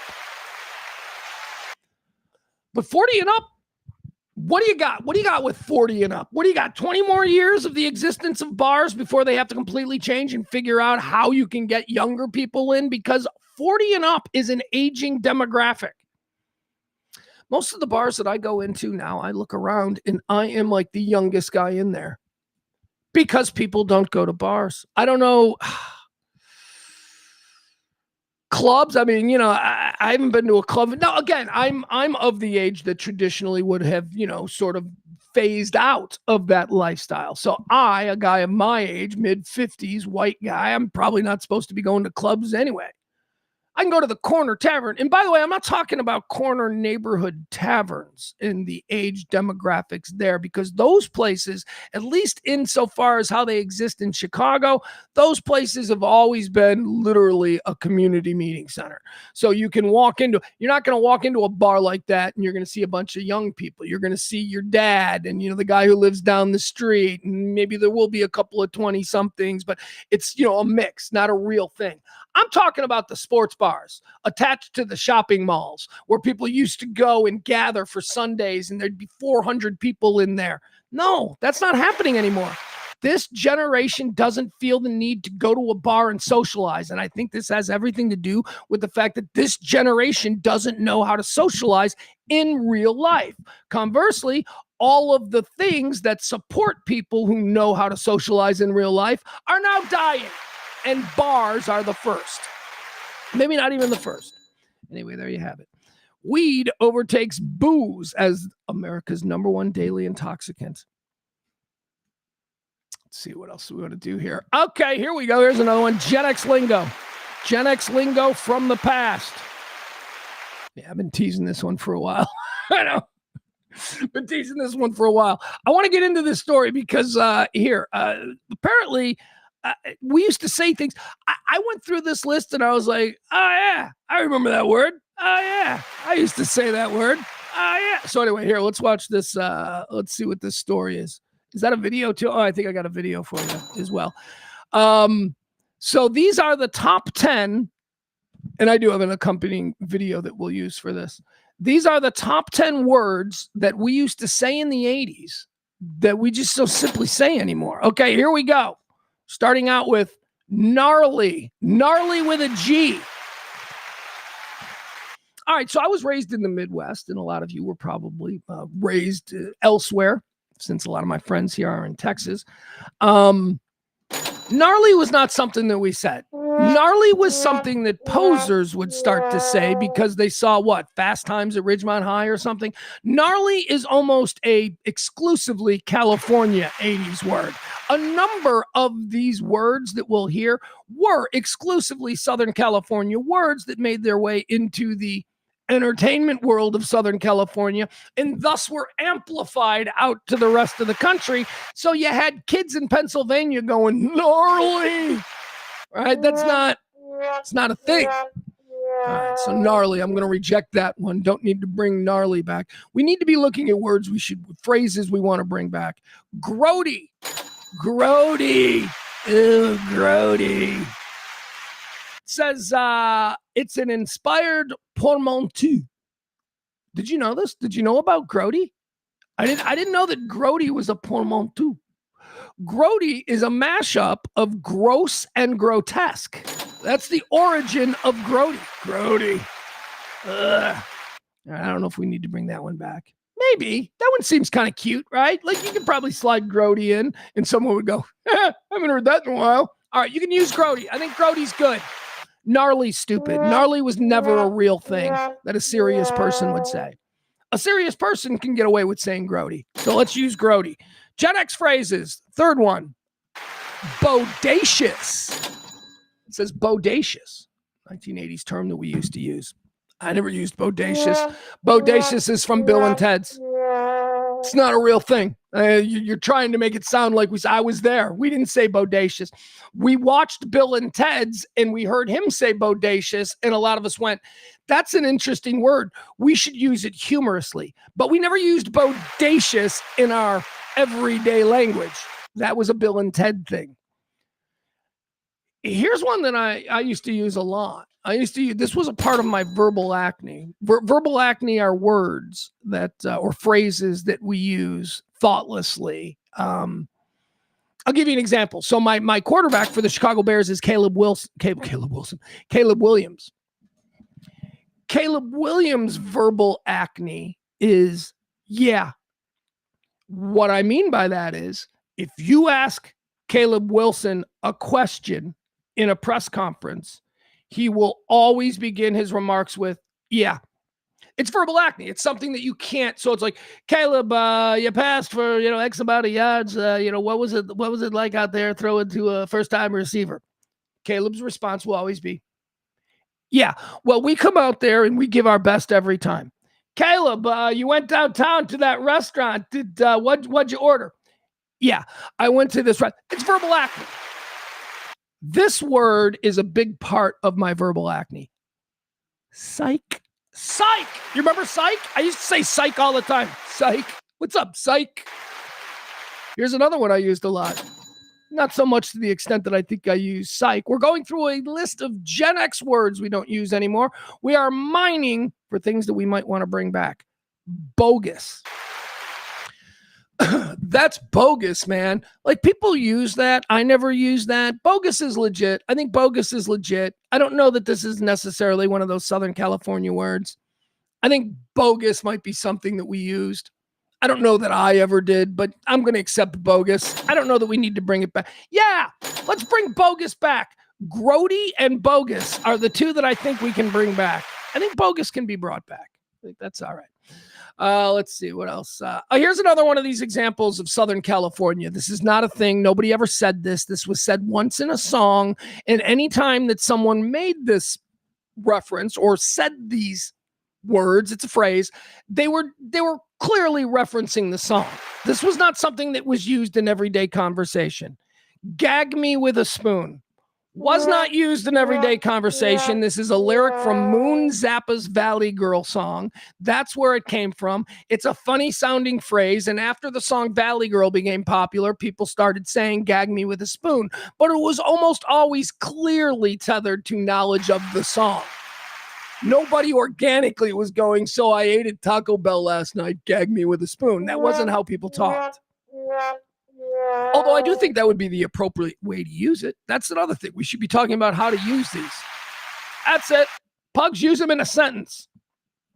I'd rather not. Take a chill pill. Yeah, this is a phrase we used. Take a chill pill. We use this one. Chill out, which became Netflix and chill, right? Chill. We use chill. Take it, not even, it doesn't even have to be take a chill pill, but we would say, oh, chill out. All right, that's a good one. I don't think it's gone away. I don't think telling people to chill has gone away. All right. Anyway, here it is. Another Gen X word that we don't use anymore. Take a chill pill, chill out, chill. Totally is another one. Totally. I don't think totally has ever gone out. Has totally gone out? Oh my God, I think I still say totally. Hey, if I'm using totally, are people judging me as like an old 80s man? Do I need to now watch out for that? All right, there you go. All right, those are just a couple, but here, let's watch this guy, another piece of video here. Here's a guy. Have you ever seen this guy? He's like the ultimate Gen X guy. He does all these videos. I like his dry, don't fuck with me kind of attitude, but he's got some too. This is a video that he made on 80s slang. Here's some Gen X. So let's hear this guy. This guy's, I am the Gen expert. I don't know who this guy thinks he is, but he certainly got more followers than I do, and he's always putting out content, relentless Gen X content. Slang. So let's see what he has to say. Here we go. Gen X slang from this video. Let's watch. Here's some Gen X slang. Here's some Gen X slang you may have forgotten. I guarantee everyone has said at least one of these in the past. Booking. All right, I like this one. This is a good one. This is why I wanted to show this, because he's got different words than the article. Booking. I like booking. We used booking all the time. I think book. We used book more. Come on, man, let's get out of here. I got a book. Dude, did you see him? He was booking. I like this one. Yeah, we don't use booking anymore. Booking is cool. Let's bring back booking. The next time you see a running back break away, into the open field, just be like, that dude is booking. Look at him. All right, I like that. I like booking. We're bringing booking back. We're bringing Grody back. And we're bringing, Chill never left. What's the other one we're bringing? There was another one we decided to bring. We said that when we wanted to convey we were moving very fast. Why the word book? I have no idea. I was booked into the movie theater before the movie started. I was booked into the house party. I was booked into the house party because I heard there was going to be Everclear. Gag me with the spoon. This is not real. Remember, I already told you this is not real. It's from the song. Let's see what he says. Now, a lot of men out there will not admit that they said it because that was more of a girl's thing. But I'm sure quite a few men have said it also. We said this when we were disgusted. Nowadays, we just roll our eyes. It's a lot faster. Take a chill pill. We said this when we wanted somebody to calm down. Because they were a little too excited. Since we were all hooked on Flintstones vitamins, it was inevitable. We would come up with someone telling someone to take something to calm down. And nowadays, when some of us want to calm down, we actually do take a chill pill. And the last one. Arguably the best Gen X slang ever. It had so many. There was a comeback. It did. There's another one. Your mom, or in the urban community, yo mama. But yeah, this was. Dude, what did you do over here? Get over here and fix it. Your mom.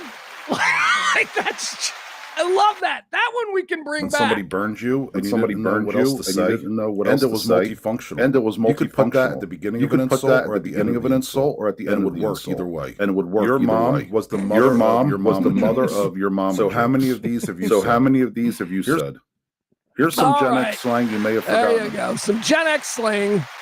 I think we bring back Grody. I think we bring back, I don't know, I've completely forgotten. Completely forgotten already.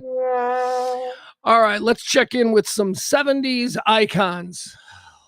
Boy, oh boy, it's been a rough week for 70s icons. 3 major 70s icons, that's right, Barry Manilow, Air Supply, and ZZ Top have all canceled recent concerts.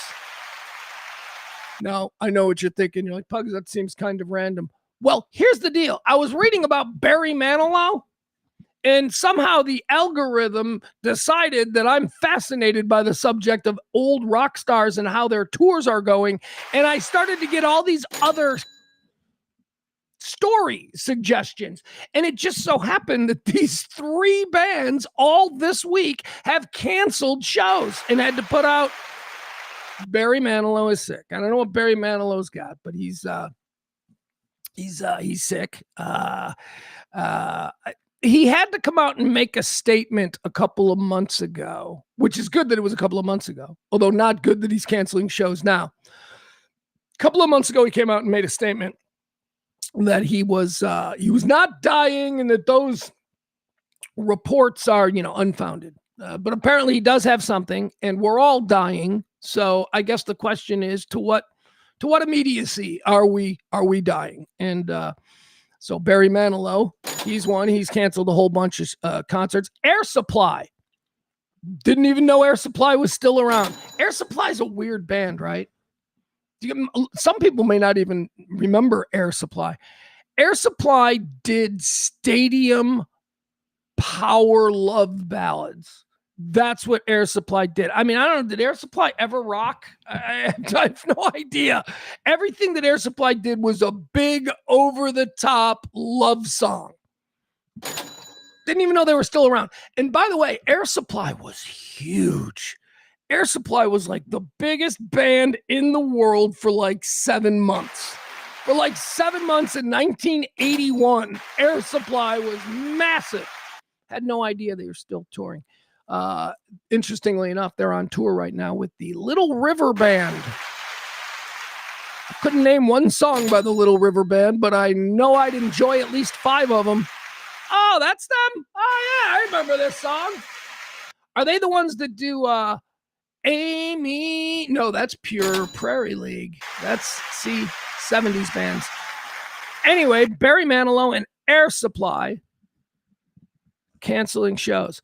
Also, though, ZZ Top. ZZ Top was the most recent one to pop in here. Now, I did not know that ZZ Top was still touring. ZZ Top lost Frank Beard, right? Wasn't Frank the one that's dead? Or is Billy Gibbons dead? Who's dead? Hold on. Now I got to figure out who's dead in ZZ Top. Let's figure this out. Is Billy Gibbons dead?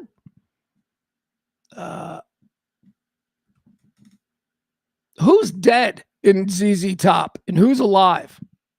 All right. Who's dead and who's alive? Well, they're all alive. Dusty Hill. All right, Frank, that's it. Billy Gibbons and Frank Beard are still alive. That's why I had their name. I always found it interesting.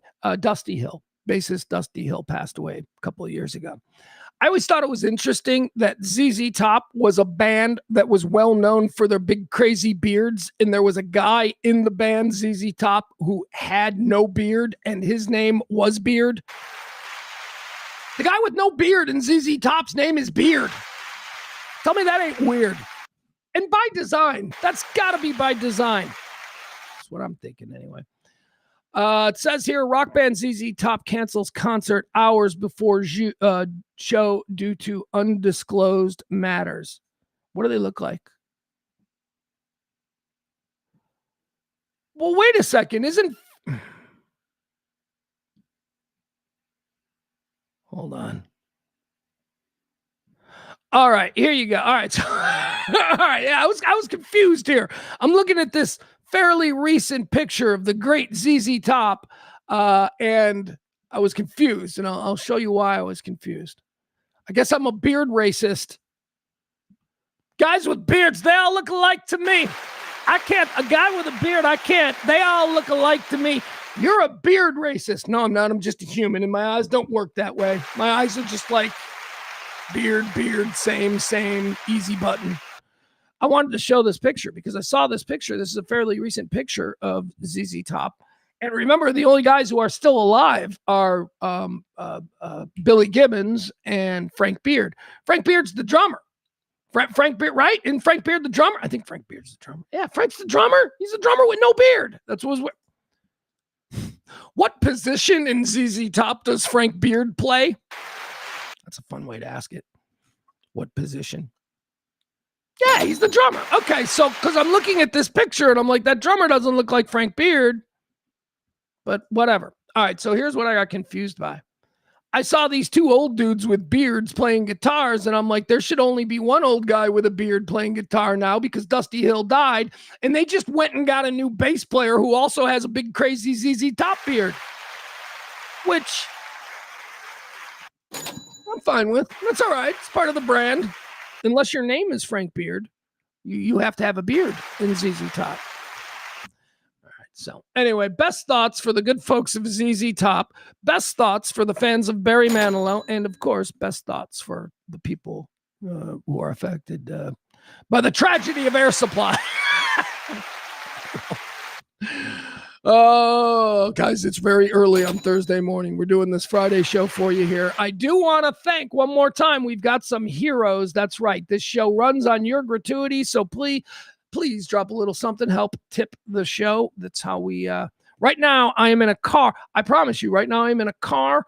Probably, you're hearing this, I'm probably about a half hour outside of Springfield, Illinois at this time, and I need gas. So drop a little something. That would be great. Our August heroes so far, the people who have dug down in their pockets and dropped a little something there in the Venmo or the Cash App. We've got Leslie C. She was first in the month. Thank you so much, Leslie. We've got Peter. We've got Barney. Peter and Barney, so regular, both of them. Thank you. Thank you to Peter. Thank you to Peter. Can we put your name there? Well, all you got to do is drop a little something, and this is how you do it. Hit the Venmo or the Cash App. This show exists based on your gratuities. Tips. I'm a bartender. All right. So let me get rid of these. We talked about all these bands canceling shows. Air Supply, Barry Manilow, ZZ Top. Let's do this. Let's get caught up.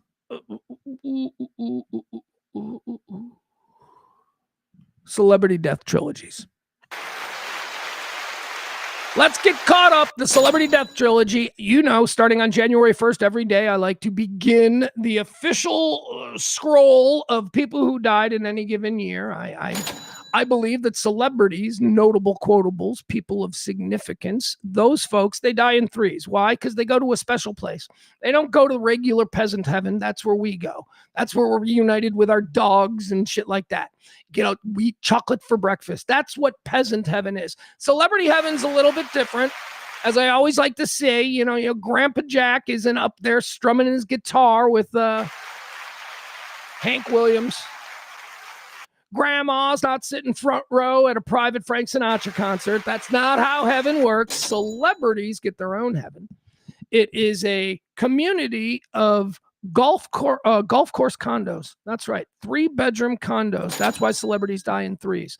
They all get moved into a condo. Celebrities die not only in threes, but they die within 10 days of each other. That's the rule. Within 10 days, you got to fill that new condo, and it never fails. They always fill that condo. So we like to keep track of it. We like to start on January 1st and write down the name of the first celebrity who died, and then the second, and then the third. And then that's the first house of the year. Then we move on to number 2. Guys, at this point, we've got 20. Hold on, let me pull it up. Let me pull up our official tracker here, Death Trilogy tracker. I think we're on 26. That means 26. 3 celebrities, 26 groups of 3 have died. Was that 79, 78, 5, 6, 7, 8, 78? Something like that. 78 official celebrities have passed away now in the year 2026, and we're going to get y'all caught up. Hold on, I got to scroll down here. We're going to begin with the last trilogy, because I don't think we... is that the right number? Is 26 the right number? We're getting there. Okay, we covered that. We talked about Bonnie Tyler and Louise Lasser. That's Mary Hartman. All right, yes, I think we talked about 25. The last time we did a Celebrity Death Trilogy update, we were talking about trilogy number 25. It began on the 9th day of July with the passing of Randolph Mantooth. Randolph Mantooth, 80 years old. He was an actor. If you're Gen X, you remember him from Emergency. Or Emergency 1. The show had two names. I believe it was called Emergency when it was on like ABC Tuesday nights at 8. But then when it went into syndication, I think they retitled it Emergency 1. Anyway, Randolph Mantooth, he died. He was awesome. Was he Johnny Cage? Was that his name? I think so. On the 11th day of July, we lost Lindsey Graham. Yeah, Lindsey Graham, American politician, member of the U.S. Senate. Lindsey Graham. Well, everybody's very comfortable talking about his homosexuality now, right? People coming forward. Like, yeah, I dated Lindsey. Whatever. All right, Lindsey Graham, probably very pleased to learn that he'll be sharing eternity with the very hunky Randolph Mantooth. You know Lindsey's hot for Randolph Mantooth. And if not Randolph Mantooth, how about Sam Neill?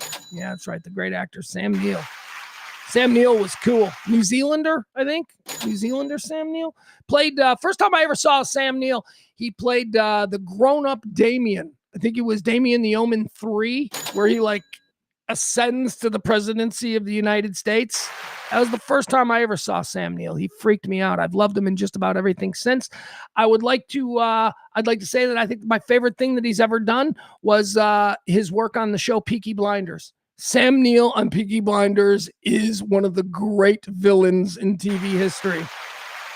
Sam Neill passed away on 7/13. He's joined by Lindsey Graham and emergency actor Randolph Mantooth. That is the 25th death trilogy of 2026. All right, so here we go. Let's go.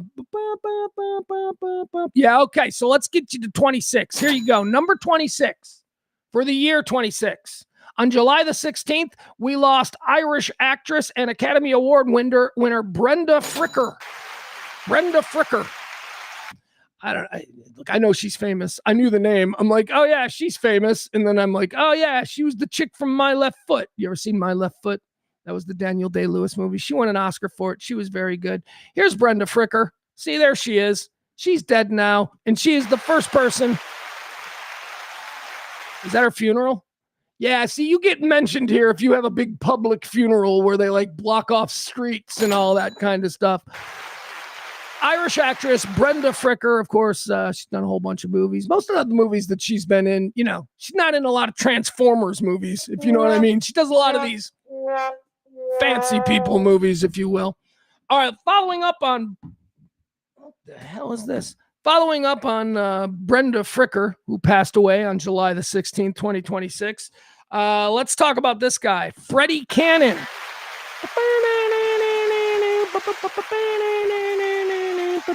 Freddie Cannon was a singer from the 1950s and 1960s. A bunch of pop hits. He had a bunch of, here, let me pull up some Freddie Cannon. I'm not going to play a whole lot of it because God knows they'll block the show if I play some Freddie Cannon. Here's his most, this is probably his most well-known song.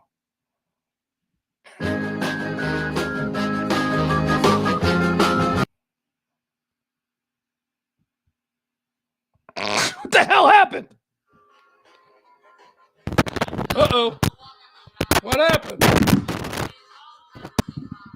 All right, never mind. Forget it. All right, something just went wrong.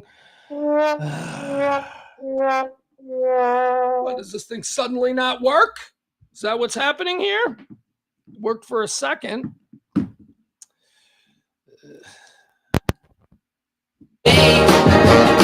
That's why the girls are. I took a ride on a shooty. That girl I sat beside was awful cute. All right, there you have it. Freddie Cannon. Freddie Cannon joins Brenda Fricker there in Death Trilogy Unit number 26 of the year 2026. They're joined. We're going to close out the 26th Death Trilogy of the year 2026. We're gonna close it out. Brenda Fricker, Freddie Cannon, and Peter LaSalle. 93 years old. Peter LaSalle died on the 19th day of July. If you don't know who Peter LaSalle is, I'll tell you. Peter LaSalle was one of the most important people in the history of late night television. Peter LaSalle was an American television producer. He produced The Tonight Show for many years. Super old folks might remember the original producer of The Tonight Show, a guy by the name of Freddie DeCordova. Johnny Carson used to be like, hey, Freddie DeCordova, everybody. Freddie, our producer. Well, when Freddie left, Peter LaSalle came in, and Peter LaSalle was instrumental in the transition of The Tonight Show, and most importantly, the dealings with David Letterman. Peter LaSalle and David Letterman were very close, and Peter LaSalle was kind of the bridge between Johnny and Dave, and they formed a wall of a defensive wall versus NBC. Johnny, Dave, and Peter LaSalle. And eventually that wall crumbled and Dave had to go over to CBS. But for many years, it was Johnny Carson, David Letterman, and Peter LaSalle. And whenever NBC fucked with any of those people, the other two would come to their side. Peter LaSalle, 93 years old, German-born American television producer, The Tonight Show, and many other things. He joins Freddie Cannon and Brenda Fricker in the 26th Death Trilogy unit in the celebrity section of heaven. How's that going to work? I bet you that 89-year-old Freddie Cannon and 93-year-old Peter LaSalle are going to get along great. And 81-year-old Brenda Fricker is going to just be very matronly. She's going to be very nice. It's going to be nice to have her around. She's going to do laundry. They're going to all be very respectful of her. Not like sexually, but almost like having a mother around.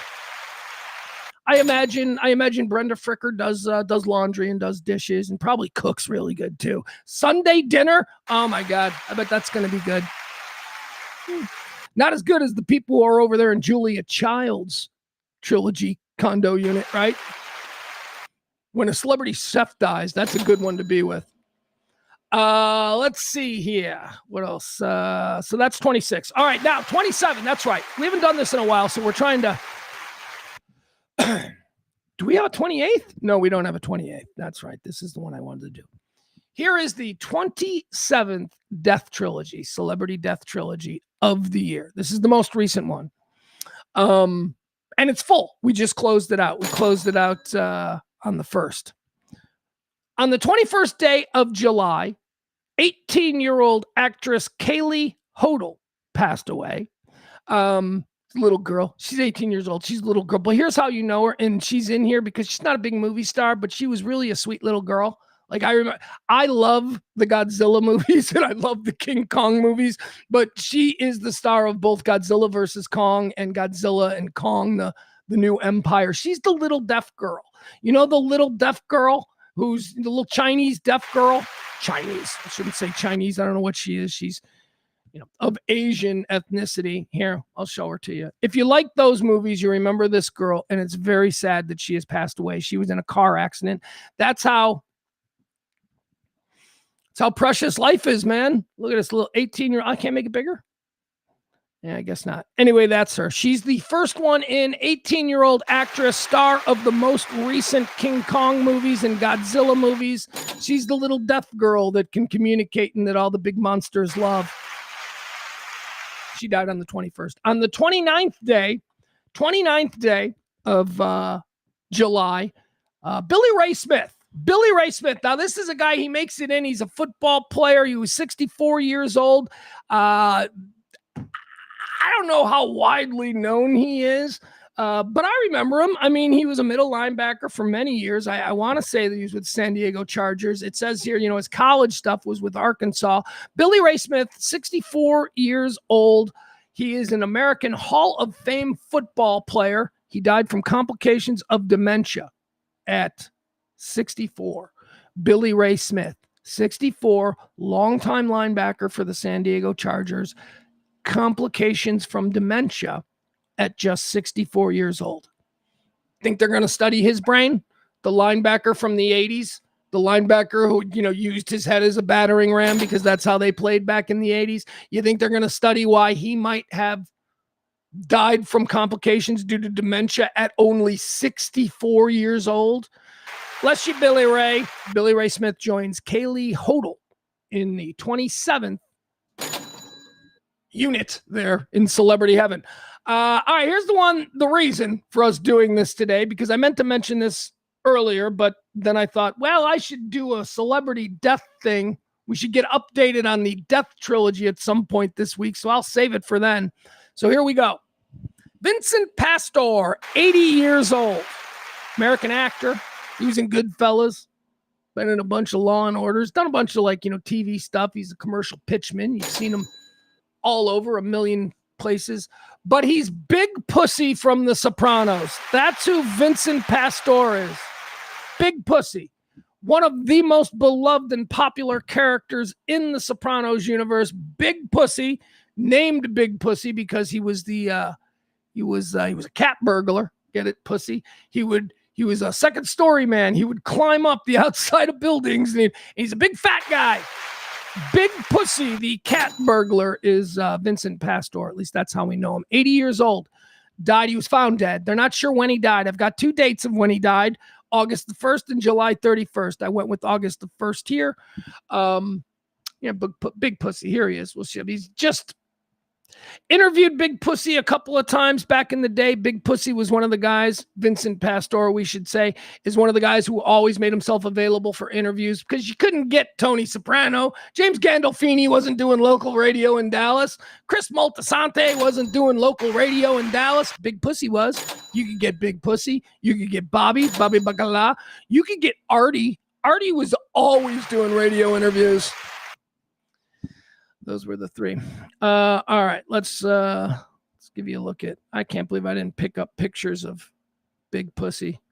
How did I not have pictures of Big Pussy ready? Here he is. One of my favorite characters in The Sopranos. Hell, one of everybody's favorite characters in The Sopranos. He had this air of being legitimate. There was nothing phony about him. He seemed like he was legitimately one of these guys. There he is. And he probably was. I don't know what his background is. A number of the people in The Sopranos were actual criminals who had legitimate ties to the underworld. Paulie Walnuts, Tony Sirico is probably chief on that list. Tony Sirico was basically a real made guy who decided to do some of that fruity acting shit. There he is. There's Puss. Vincent Pastore, dead at the age of 80 years old. He closes out the 27th death trilogy of the year. 28 is open for business. Right now, the 28th death trilogy room there at the closed off celebrity wing of heaven. Right now, they're cleaning. They're deep cleaning. Getting ready for whoever comes next. All right, there you have it. That's our celebrity death trilogy. We are all up to speed. All right, so this next segment we're going to call Atom Bombs. Let's do some atom bombs. Except we're running out of time and I don't want to do it today. This is a new segment where I'm going to leave this up in this little... Whenever I find a story that I think is going to piss off Adam, I'm going to do it, and we're going to call it the Atom Bomb segment. But we ain't doing it today. I decided I don't want to get into that today. You know what we are going to do today? We're going to do 1, 2 tree videos. Tree videos is where we look at some viral videos that have gone around, things that caught my attention, and we decide whether or not they're worth our time. Actually, no, we don't decide that. I've already decided they're worth our time. That's why we're doing it here. Here's a fun one. I need to follow this guy. There is some guy who goes around at Trump rallies, and he just focuses on people in the crowd. He's just showing the faces of Trump supporters. And he's got another great one. Here, look at these freaks. Here we go. First. Look, I'm not saying that everybody who supports Trump is an mutant weirdo. I'm not saying that. I'm saying if you're a mutant weirdo, you definitely support Trump. But I'm not saying it's you don't have to be a mutant weirdo. There's normal looking people who support Trump. But if you're not, if you're weird, if you're making really bold, bizarre choices, you're probably a Trump voter, unless you're a purple-haired lesbian with a giant spike through your nose. Then you're on the other side. But this guy, look at this Elvis guy. This is not a normal person. This is a weirdo. You were a weirdo in 1985 if you were walking around looking like Elvis. But at least in 1985, you could be like, well, there's probably a market for Elvis impersonators. It's 2026. This guy is still living his everyday life looking like Elvis. This is just a weirdo. But let's look at some of the other folks. Congressional district. Look at this guy. And not for nothing, he's fucking on something. He is, look at his face. his actions, his twitchiness. He is on something. Are these the people that you caucus with? Mr. President, for working families, Dina Titus voted. He's doing the gums. He's grinding his teeth. He's looking around like a chicken, and he's dressed like Elvis in a Hawaiian shirt, which is perfect. What's going on with this lady? This lady wants you to know that she loves America more than you. She is better than you at loving America because she wears clothing that says that she loves America. Where's your clothing that says you love America? Every single time. I guess she's okay. I'm looking for things now. Who is this, a man or a woman in the bedazzled Trump hat? It better be a woman. Better be an ugly woman. It is. All right. Elvis guy is still being weird though. All right. She's all right. I could date her. I could totally date her. She dismissed congressional district. All right, there you go. That's video one. That's weird Elvis guy. Once again, you're not a mutant simply for supporting Trump. I'm sure there's a lot of normal looking people. In fact, many of the women are extremely sexy. But if you are a full-blown mutant who goes around in 2026 dressed like Elvis wearing Hawaiian shirts, yeah, you're definitely probably a Trump supporter. The weirdest people are. All right. Second video on 1, 2 tree videos. I found this. I thought this was interesting because it sort of shows us how we all age, right? This is called First and Last Videos. This is from 1981. The first one is, and the last one is, I think, from 2025. This is MTV, the first and last videos that they showed on their airwaves. Now, I should warn you, it's the exact same song. Of course, most people know that MTV signed on. The very first thing on MTV was Video Killed the Radio Star. Video killed the radio star. You know that song, right? Well, that was also the last video that they played, but I didn't see it. I just assumed it was the same video. It wasn't. So let's look at the difference here. It's a little second video, number 2 in our 1, 2 tree videos. All right. So that one on top there, that's 1981.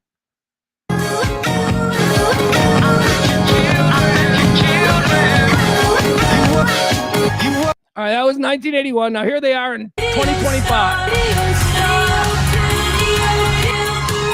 Apparently, the top one, 1981, is the first thing that was shown on MTV, and the second bottom video is the last thing that was shown on MTV.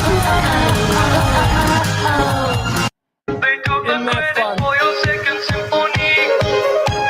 Now that I look at it, I'm not even sure that's how it was presented. I just played that as something that was presented as the first and last video shown on MTV, and now I'm watching it, and I'm like, I don't think that was the first video shown on MTV. It was the first song, but I don't think that's the version of the song. Wasn't there a video of that? Looked like a live thing. Oh, what are we doing? What are we doing? We're running out of stuff. Hey, here's something. Let's bring it all back together. Maybe the first 2 videos were a little bit sketchy. Let's bring it all back together, something that we can all agree on, and that is that there were no rules in the 1970s. No rules whatsoever. You could do whatever you want. Nobody would question you because everybody was high on cocaine. That's what was happening in the 1970s. This was television. This is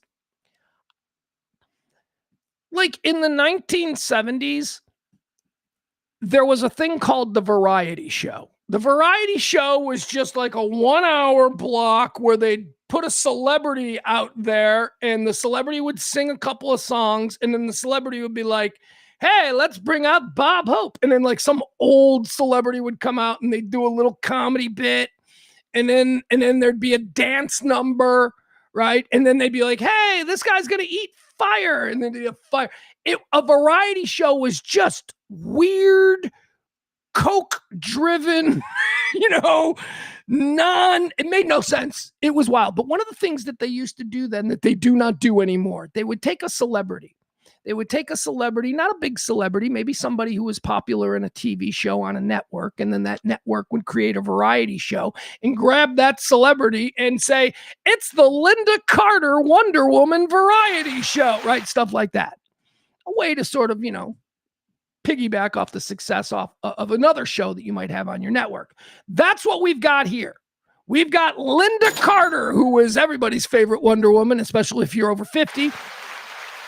Linda Carter, who played Wonder Woman, was given a variety show. And one of the things they used to do back then that always makes me laugh, at least through a lens of today, they would take like songs that were on the charts currently, like a pop song, and they wouldn't go and book the band who does the pop song to come and perform on the variety show. They wouldn't do that. They would just make the host cover the song. Like, you know what I mean? Does that make sense? Like it's like the Captain in Tennille. No, not the Captain. That's a bad example. What's the other one? Mac Davis. All right. Mac Davis had a show. You remember Mac Davis? Mac Davis was a guy who had a bunch of variety shows. He was an actor. He was a TV guy. Jack of all trades. He did everything. Mac Davis had a variety show. And I remember he came out, like he opened it with Mac Davis singing Elton John's The Bitch Is Back. And that's just weird to me. It's like, because it was a hit at the time. And here's a guy who, it's not his song, but the guy is famous for other things, but he's singing an Elton John song. And now in 2026, I'm like, could they not get Elton John? Did they not try to get Elton John? Or was it just, hey, why don't you do this song? I don't know that people want to see that. Like, what's a popular TV show now? I mean, I'm trying to think of what, I have no idea. Trying to think of what a popular TV show is. Okay, what if that lady, I can't name a single TV show. Here we go. Look, I got to do this. What's the most popular sitcom on television right now, and who's that star of it? This is going to be crazy. All right, Abbott Elementary. There you go. All right, Quinta Brunson. There you go. This is a good example. Quinta Brunson is being given, she's not, but this is what, if it was 1975, Quinta Brunson would have a variety show and she would open the variety show. Of course, the person behind Abbott Elementary, she would open the variety show singing whatever the latest Taylor Swift hit is. And we'd all be like, oh, I like this song. I have no idea why this person is singing it. It was almost like celebrity karaoke, and we were all totally okay with it. Now I just think it seems weird. It's like, why wouldn't you just try and go out and get the actual band? Anyway, I want to show you this. It's our third video. It's Linda Carter. Linda Carter, who played Wonder Woman, was given her own variety show, and she did a tribute to Kiss. Linda Carter's tribute to Kiss on national television. There were no rules in the 1970s.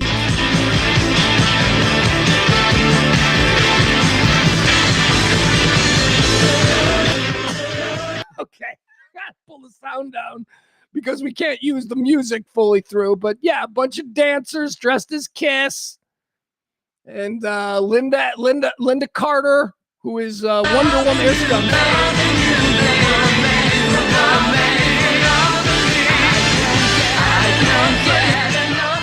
This was entertainment tailor-made for the World War II Depression generation. They would accept anything because they didn't have a lot of options for.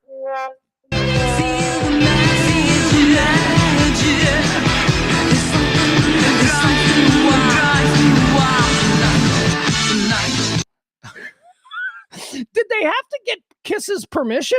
Probably not, right? They got the record company's permission. That's all it was. This is probably CBS TV. This might have been CBS Records. Look at that symmetry.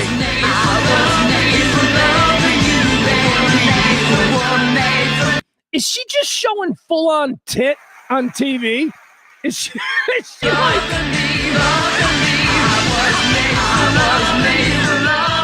All right, there you have it. That's 3 videos for today. 3 videos. 1, 2, 3 videos. There's not going to be any camping fun at the old ballpark, my daily tribute to America's pastime, because, well, this show's being recorded 2 days ahead, and I like to have that be a little bit timely. So that's going to do it for today's show. Thank you so much. I am somewhere in central Illinois, moving on down 55, heading to St. Louis so that I can drop my son off.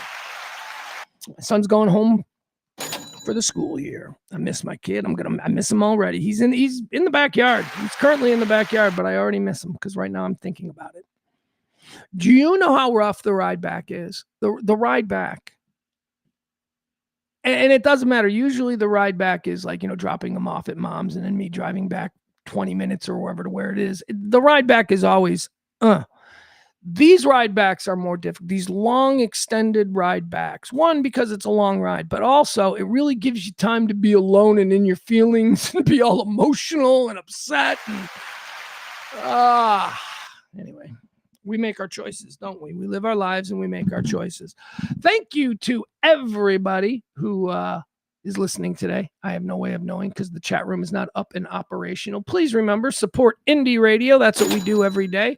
Talk radio that doesn't rely on divisive political bullshit or anything like that. We're just out here. Can't get a job. I can't get a job with actual health insurance and stuff because they don't want to put people who talk about everyday things on the radio because people don't want to hear everyday things. People want to hear why they should vote for Trump and why liberals are all evil. That's what radio is. And I wish I could say that it's the same on both sides, but there's not. It's not like there's left-leaning people, and I'm not even left-leaning. I'm in the middle. But because I refuse to carry water for those freaks, we have to do this. So we do rely on your tips, your support, and all of that good stuff. And we've got 3 as I record this here on Thursday. We need more. We need more to continue this show. Have a good Friday. Have a great weekend. We will be back on Monday at noon with a full-fledged live show. Until then, I want you to be safe. I want you to have fun. And I want you to, above all else, stay neighborly. Bye, guys.